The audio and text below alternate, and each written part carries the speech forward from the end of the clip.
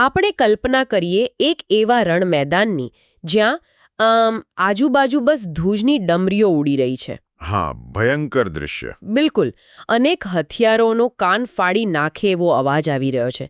લોકો બચવા માટે બૂમાબૂમ કરી રહ્યા છે અને એવામાં એક એવો યોદ્ધો છે જેનું માથું દુશ્મનના ઘાથી ધડથી અલગ થઈને જમીન પર પડી ગયું છે. બાપરે. હા, અને છતાં એનું ધડ હાથમાં તલવાર લઈને સતત લડી રહ્યું છે, માત્ર પોતાના કાફલાને અને એમાં રહેલા નિર્દોષ લોકોને બચાવવા માટે. એટલે આ સાંભળીને કોઈને પણ એવું જ લાગે કે આ કોઈ કાલ્પનિક સિનેમાનો સીન છે. ખરેખર એવું જ લાગે, પણ આ કોઈ વાર્તા નથી. સદીઓ પહેલાં ગુજરાતની ધરતી પર બનેલી આ એક સત્ય અને ઐતિહાસિક ઘટના છે. આપણે આજની આ ઊંડાણપૂર્વકની ચર્ચામાં આપણે એક એવા જ પરિવારના ઇતિહાસમાં ઉતરી રહ્યા છીએ જ્યાં વાર્તાઓ માત્ર કાગળ પર શાહીથી નથી લખાઈ, પણ લોહીથી સિંચાઈ છે. બરાબર છે. કડવા પાટીદાર સમાજના ગોઝારિયા પરિવારનો આ ઇતિહાસ છે. આ સ્થળાંતર, અસ્તિત્વ ટકાવી રાખવાનો સંઘર્ષ અને છેલ્લે પોતાના લોકો માટે આપેલા બલિદાનની એક અદ્ભુત સફર છે. આ સદીઓ પહેલાની સામાજિક વ્યવસ્થા, સ્થળાંતરનું મનોવિજ્ઞાન અને ગુજરાતમાં પ્રચલિત જે શુરાપુરાની પરંપરા છે ને, એને સમજવાનો એક જીવંત દસ્તાવેજ છે. સાચી વાત છે. એ સમજાવે છે કે કેવી રીતે એક સામાન્ય પરિવારના પૂર્વજો આવનારી અનેક પેઢીઓ માટે એક ભગવાન જેવો એટલે કે પૂજનીય દરજ્જો મેળવી લે છે. અને એટલે જ આજે આપણું મિશન એ સમજવાનું છે કે આ બધું કેમ અને કેવી રીતે થયું. ઠીક છે, ચાલો આને વિગતવાર સમજીએ. જો આપણે આ સફરની ઐતિહાસિક શરૂઆત જોઈએ તો વાત ઉત્તર ગુજરાતના ઊંઝાથી શરૂ થાય છે. હા, ઊંઝાથી. ત્યાંથી શરૂ થયેલી આ સફર સિદ્ધપુર પાસેના લાલપુર ગામ અને પછી સંવત 1122માં ઊંઝા પાસેના જ ગોઝારિયા ગામ સુધી પહોંચે છે. અને ત્યારબાદ એક બહુ મોટો ઐતિહાસિક વળાંક આવે છે. બિલકુલ. અનેક પેઢીઓ સુધી ગોઝારિયા ગામમાં રહ્યા પછી સંવત 1813માં આ પરિવારો ગોઝારિયા ગામ છોડીને ગઢડા એટલે કે ગઢડા સ્વાની ગામે વસે છે. અચ્છા. અને અહીં ઓળખનો એક બહુ મોટો બદલાવ આવે છે, જે બહુ જ નોંધપાત્ર છે. અટક બદલાવાની વાત, રાઈટ. ઊંઝામાં તેમની મૂળ અટક પારેખ હતી. હા, પારેખ હતી. પણ જ્યારે તેઓ ગઢડા ગામમાં વસ્યા ત્યારે તેઓ પોતાના જૂના ગામના નામ પરથી ગોઝારી અટકથી ઓળખાવા લાગ્યા. હવે અહીં હું થોડી અટકીને વિચારું છું. અટક બદલવી એ કંઈ નાની વાત નથી. ના, જરાય નહીં. આજના સમયમાં આપણે વિચારીએ તો નોકરી માટે કે સારા જીવન માટે લોકો મુંબઈથી બેંગ્લોર જાય કે ભારતથી અમેરિકા જાય. એમનું સરનામું બદલાય, જીવનશૈલી બદલાય, પણ અટક તો એ જ રહે છે. હા, એ તો છે જ. તો પછી એ સમયે આશરે 700-800 વર્ષના ગાળામાં ઊંઝાથી ગોઝારિયા અને ત્યાંથી ગઢડા આટલા બધા સ્થળાંતર અને આખી ઓળખ બદલી નાખવા પાછળનું કારણ શું હશે? આ બહુ જ રસપ્રદ મુદ્દો છે. જો આપણે આને વ્યાપક સંદર્ભમાં જોઈએ તો આધુનિક સમયમાં સ્થળાંતર એ મોટે ભાગે એક ચોઇસ હોય છે, મતલબ પ્રગતિ માટેની એક તક હોય છે. બરાબર. પણ 12મી કે 18મી સદીના ગુજરાતમાં સ્થળાંતર એ કોઈ લક્ઝરી નહોતી, તે અસ્તિત્વ ટકાવી રાખવાની મજબૂરી હતી. એ સમયનું ભૌગોલિક અને રાજકીય વાતાવરણ સમજવા જેવું છે. એટલે શું તકલીફો હતી ત્યાં? વારંવાર પડતા ભયંકર દુકાળ, ક્યારેક પરદેશી આક્રમણો, તો ક્યારેક સ્થાનિક સત્તાઓ સાથેના ઘર્ષણો. આ બધાને કારણે આખા પરિવારો કે સમુદાયોને રાતોરાત પોતાનું બધું જ છોડીને ગાડાઓ ભરીને અજાણ્યા પ્રદેશો તરફ નીકળી જવું પડતું. એટલે કે આજના કમ્પ્યુટરની ભાષામાં કહીએ તો જાણે આખી હાર્ડ ડ્રાઈવ ફોર્મેટ કરી નાખવી પડે. બિલકુલ એવું જ. તમારું ઘર, તમારી ખેતીલાયક જમીન, તમારી પેઢીઓની સામાજિક મૂડી બધું જ શૂન્ય થઈ જાય. તમારે એક નવી જગ્યાએ જઈને નવેસરથી તમારી આખી ઓપરેટિંગ સિસ્ટમ ઊભી કરવી પડે. બહુ જ સચોટ ઉદાહરણ આપ્યું. અને એ નવી ઓપરેટિંગ સિસ્ટમ ઊભી કરતી વખતે તમે તમારો ભૂતકાળ સંપૂર્ણપણે ભૂલવા માંગતા નથી હોતા. જ્યારે આ પારેખ પરિવારો ગોઝારિયા ગામ છોડીને ગઢડામાં વસ્યા ને, ત્યારે એક સામાજિક મનોવિજ્ઞાન કામ કરે છે. કેવું મનોવિજ્ઞાન? નવી જગ્યાના લોકો તેમને કદાચ એમ કહેતા હશે કે આ પેલા ગોઝારિયા ગામથી આવેલા લોકો છે. અને ધીમે ધીમે એ ભૌગોલિક ઓળખ જ તેમની પારિવારિક ઓળખ બની ગઈ. ઓહ, એટલે કે તેમણે પોતાના જૂના ગામના નામને જ પોતાની કાયમી ઓળખ બનાવી દીધી. હા. ભલે જમીન છૂટી ગઈ, પણ એનું નામ કાયમ માટે અટક સ્વરૂપે પોતાની સાથે જ જડાઈ ગયું. જાણે કે જૂના ગામની એક મુઠ્ઠી માટી કાયમ માટે પોતાના ખિસ્સામાં રાખી લીધી હોય. ખરેખર આ પોતાના મૂળિયા સાથે જોડાયેલા રહેવાની એક ગજબની માનસિકતા છે. અને આ સફર ગઢડા સુધી અટકતી નથી. ગઢડાથી સંવત 1867માં તેઓ અમરેલી પાસેના મુંગવાપાડ અને અંતે અમરેલી પાસેના જ કમીગઢ ગામમાં કાયમી ધોરણે સ્થાયી થયા. અચ્છા, એટલે છેલ્લું મુકામ કમીગઢ. હા, અને આ કમીગઢ ગામમાં આ પરિવારના ઇતિહાસનો સૌથી મહત્વનો અને ગૌરવશાળી અધ્યાય શરૂ થાય છે. અને અહીંથી જ વાત શુરાપુરાના પૂજન તરફ વળે છે. કમીગઢ ગામમાં ગુજારિયા પરિવારના પૂર્વજો શ્રી લક્ષ્મણ બાપા અને શ્રી રામ બાપાની શુરાપુરા તરીકે પૂજા થાય છે. સૌરાષ્ટ્ર અને કચ્છના ઇતિહાસમાં આ શુરાપુરાની પરંપરા આજે પણ બહુ મજબૂત છે. હા, સૌરાષ્ટ્રમાં તો ગામે ગામ તમને આ જોવા મળે. પણ અહીં એક માહિતી એવી છે જે મને ખરેખર વિચારતી કરી દે છે. કમીગઢમાં ગોઝારિયા પરિવારે 3.5 વીઘા જેટલી જમીન લઈને એક વિશાળ દેવભુવન બનાવ્યું છે. હવે 3.5 વીઘા જમીન આ કોઈ નાની સૂની જગ્યા નથી. ના, જરાય નહીં. આ બહુ મોટો વિસ્તાર કહેવાય. એક મંદિર કે સ્મારક માટે આટલી મોટી જમીન ફાળવવી, માત્ર શ્રદ્ધાના નામે આટલું મોટું રોકાણ કેમ? આજના સમયમાં પણ 3.5 વીઘા જમીન છોડવી એ બહુ મોટો નિર્ણય કહેવાય. આનાથી એક મહત્વપૂર્ણ પ્રશ્ન ઊભો થાય છે. અને આનો જવાબ શુરાપુરાની વ્યાખ્યામાં છુપાયેલો છે. આટલી વિશાળ જમીન ફાળવવી એ માત્ર ધાર્મિક શ્રદ્ધા નથી. તો બીજું શું છે? જો આપણે આને એ સમયના સમાજના સંદર્ભમાં જોઈએ તો ખેતી પ્રધાન સમાજમાં જમીન એ સૌથી મૂલ્યવાન સંપત્તિ છે. એ લોકોની જીવાદોરી છે. 3.5 વીઘા જમીનમાંથી આખા પરિવારનું વર્ષો સુધી પોષણ થઈ શકે. હા, સાચી વાત છે. જ્યારે કોઈ પરિવાર પોતાની જીવાદોરીનો આટલો મોટો હિસ્સો કોઈ સ્મારક માટે આપી દે ત્યારે એની પાછળ અત્યંત ઊંડી કૃતજ્ઞતા હોય. એટલે કે આ કોઈ પૌરાણિક દેવી દેવતાનું મંદિર નથી, પણ પોતાના જ લોહીના એવા લોકોનું સ્મારક છે જેમણે કંઈક એવું કર્યું છે જેના વિના કદાચ આ પરિવારનું અસ્તિત્વ જ નહોત. બરાબર સમજ્યા. શુરાપુરા એક કાલ્પનિક દેવતાઓ નથી. એ એવા વાસ્તવિક પૂર્વજો છે જેમણે સમાજના, પરિવારના કે ગાયોના રક્ષણ માટે હસતા મુખે પોતાના પ્રાણની આહુતિ આપી હોય. ઓહો. આ 3.5 વીઘામાં બનેલું વિશાળ દેવભુવન એ આવનારી પેઢીઓ માટે એક ઐતિહાસિક મેસેજ છે. આ ઇમારત ઊભી રાખીને તેઓ જાણે એમ કહેવા માંગે છે કે આજે આપણે જે શ્વાસ લઈ રહ્યા છીએ, જે સુરક્ષિત જીવન જીવી રહ્યા છીએ, તે આ પૂર્વજોના લોહીના ઋણ ઉપર ટકેલું છે. આ કૃતજ્ઞતા દર્શાવવાનું કેટલું ભવ્ય માધ્યમ છે. તો ચાલો એ ઋણ શું છે અને એ બલિદાન શું હતું એના મૂળમાં જઈએ. રાંઢિયા ધારનું એ ઐતિહાસિક ધીંગાણું અને લક્ષ્મણ બાપાની શૌર્ય કથા.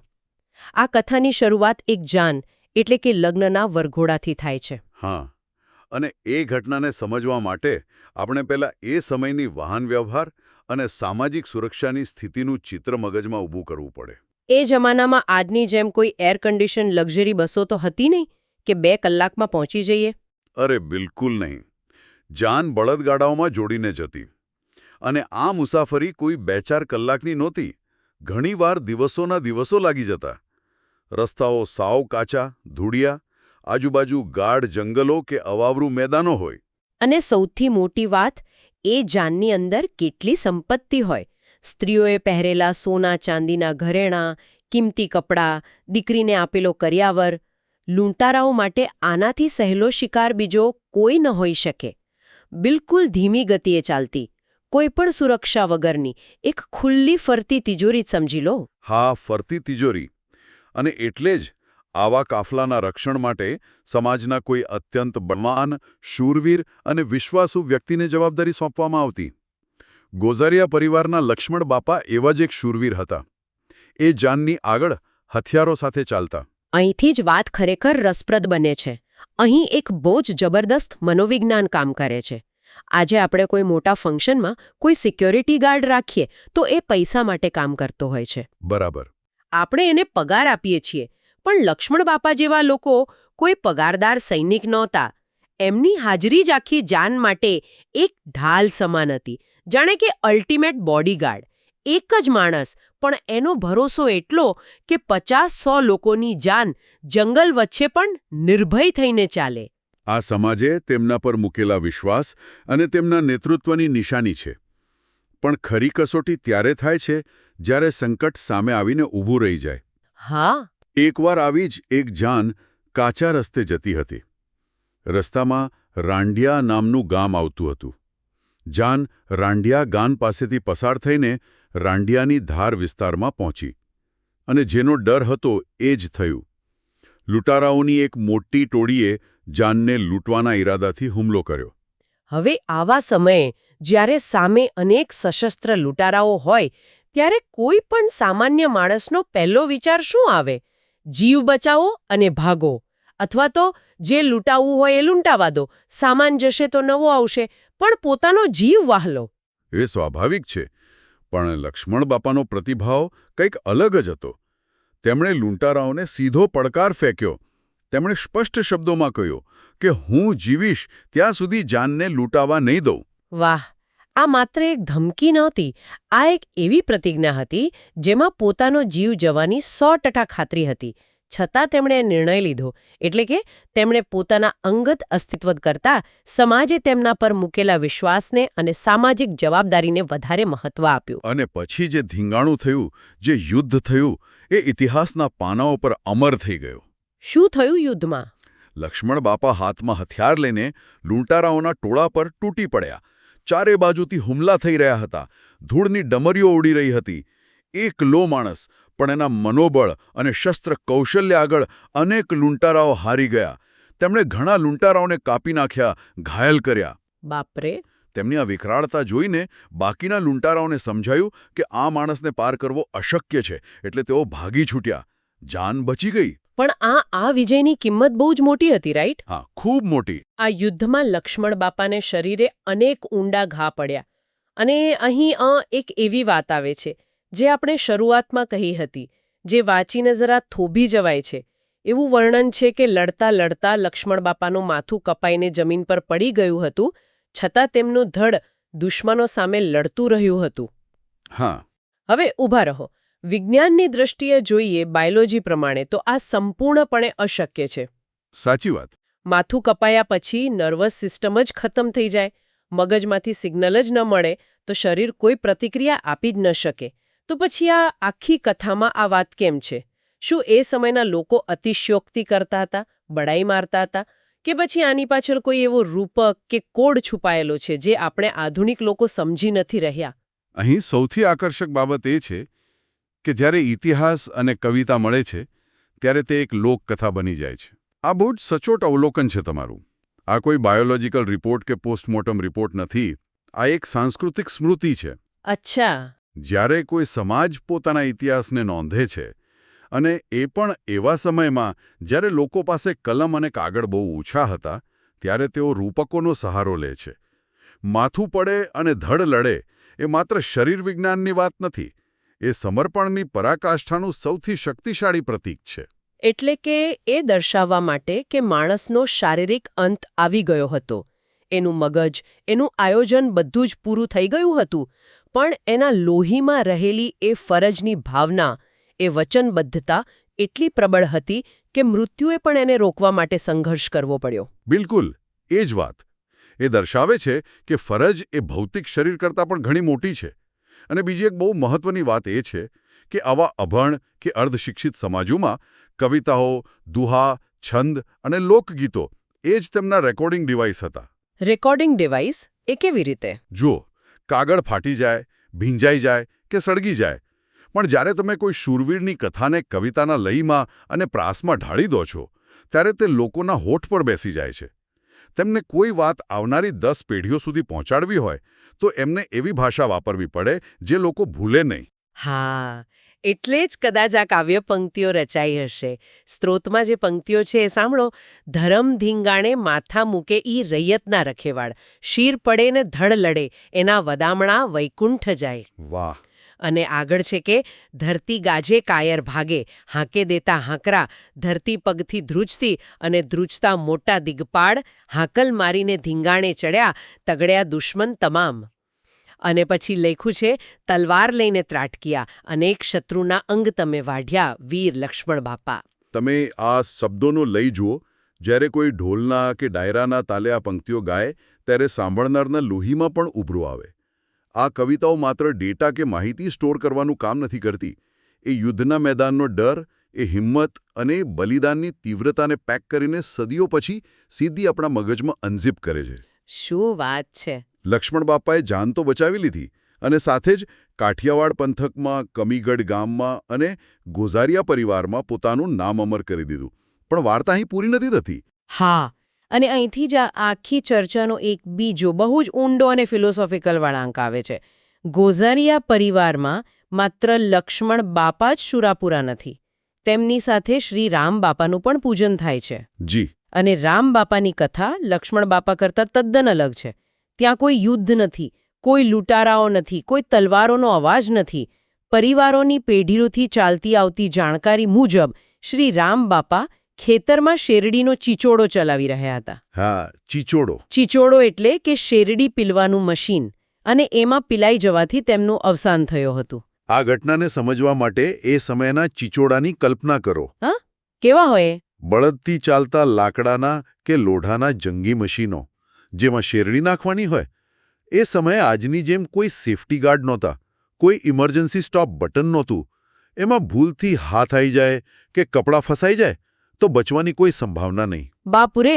નજીકમાં કોઈ હોસ્પિટલ કે તાત્કાલિક સારવારની તો કલ્પના જ ન થઈ શકે. મને તો એ દૃશ્ય વિચારીને જ ધ્રુજારી છૂટી જાય છે. એ કેટલી દર્દનાક અને ભયાનક અંતિમ ક્ષણ હશે. ખેતરમાં, ખુલ્લા આકાશ નીચે, કોઈ પણ પ્રકારની દુશ્મનાવટ વગર, માત્ર પોતાના અને પોતાના પરિવારના પોષણ માટે પરસેવો પાડતા પાડતા જીવ આપી દેવો. બિલકુલ. પણ અહીં મને જે વાત સૌથી વધુ આકર્ષે છે, અથવા કહીએ કે વિચારતી કરી દે છે, તે છે ગોઝારિયા પરિવારની માનસિકતા. એક તરફ લક્ષ્મણ બાપા છે, હાથમાં તલવાર, લોહી લુહાણ શરીર, રણ મેદાન, દુશ્મનોનો ખાત્મો. હા. અને બીજી તરફ રામ બાપા છે, ખેતરમાં માટી સાથે માટી થવું, શ્રમ કરતા કરતા અકસ્માતનો ભોગ બનવું. બંને ઘટનાઓ સાવ અલગ ધ્રુવ પર છે. એક શૌર્ય છે, બીજો શ્રમ છે. છતાં બંનેને સમાન દરજ્જો. બંને ગોઝારિયા પરિવારના શુરાપુરા છે. આ કેટલી અદ્ભુત સમાનતા છે! આ ખરેખર એક બહુ જ મેચ્યોર અને ઊંડાણવાળું સામાજિક દર્શન છે. આ દર્શાવે છે કે આ સમુદાય માત્ર યુદ્ધના મેદાનમાં વહેલા લોહીને જ નથી પૂછતો, પરંતુ ખેતરમાં વહેલા પરસેવા અને એમાં અપાતા બલિદાનને પણ સમાન આદર આપે છે. સાચી વાત. એક બલિદાન સમાજના રક્ષણ માટે હતું, મતલબ શસ્ત્રનું બલિદાન. અને બીજું બલિદાન સમાજના પોષણ માટે હતું, એટલે કે શ્રમ અને ખેતીનું બલિદાન. બરાબર. એટલે કે પોતાનું અસ્તિત્વ ટકાવી રાખવા માટે, પોતાના પરિવારનું પેટ ભરવા માટે જે કઠોર મહેનત કરવામાં આવે છે, એ પણ એક પ્રકારનું ધીંગાણું જ છે. 100%. ખેતર એ પણ એક રણ મેદાન જ છે. ત્યાં પણ તમારો જીવ દાવ પર લાગેલો હોય છે. અને ગોઝારિયા પરિવારે આ બંને પ્રકારના શૌર્યને સરખી રીતે સ્વીકાર્યા, પૂજા અને એના માટે 3.5 વીઘાના દેવભુવન ઊભા કર્યા. સાચી વાત છે. સ્થળાંતરથી લઈને શુરાપુરા સુધીની આ સફર આપણને એ જ શીખવે છે કે મૂળિયા સાથે કેવી રીતે જોડાયેલા રહેવું, અને જે લોકોએ આપણા માટે શ્રમ કે શસ્ત્રથી બલિદાન આપ્યા છે તેમને કેવી રીતે સન્માન આપવું. અને કદાચ આ જ કારણ છે કે સદીઓ પછી પણ આ ઐતિહાસિક વાતો આપણા માટે એટલી જ પ્રસ્તુત છે. જી. 700 વર્ષ પહેલાં ઊંઝા છોડીને ગઢડા અને પછી કમીગઢ જવું, અટક પારેખમાંથી ગોઝારિયા થવી, લક્ષ્મણ બાપાનું તલવાર લઈને જાન બચાવવી અને રામ બાપાનું ખેતરમાં બલિદાન આપવું, આ બધું માત્ર ભૂતકાળ નથી, પણ એક કિંમતી વારસો છે જે આપણને ઘણું બધું શીખવે છે. ચોક્કસ. આ બધી જ બાબતો પર વિચાર કરીએ તો આ આખી સફર અંતે એક મોટો પ્રશ્ન ઊભો કરે છે. આજના આધુનિક યુગમાં જ્યારે કોઈ કાચા રસ્તે બળદગાડામાં મુસાફરી કરતું નથી, રસ્તાઓ પર લૂંટારાઓ હુમલો કરતા નથી અને કોઈએ તલવારો લઈને લડવા જવું પડતું નથી, તો પછી આજના આ સુરક્ષિત અને ઝડપી સમયમાં શુરાપુરા બનવાનો અર્થ શું હોઈ શકે? બહુ જ સારો પ્રશ્ન છે આ. જ્યારે દુશ્મનો બહારથી કોઈ શસ્ત્ર લઈને નથી આવતા, ત્યારે શું પોતાના મૂલ્યો, પોતાની સંસ્કૃતિ અને આવા ભવ્ય ઇતિહાસને આધુનિકતાની આંધળી દોડમાં ભૂલાવા ન દેવા, એ જ આજનું સૌથી મોટું ધીંગાણું નથી? શું પોતાના અસ્તિત્વ અને પોતાની મૂળ ઓળખને જીવંત રાખવા માટેનો બૌદ્ધિક અને સાંસ્કૃતિક સંઘર્ષ એ જ આજના સમયની સાચી શૂરવીરતા નથી? આ ઐતિહાસિક વારસાને વર્તમાનના સંદર્ભમાં વિચારવા માટેની આ પ્રેરણા સાથે આપણે આજની આ ઊંડાણપૂર્વકની ચર્ચાને અહીં જ વિરામ આપીએ છીએ. ફરી મળીશું એક નવા વિષય અને નવા અભ્યાસ સાથે. ધન્યવાદ.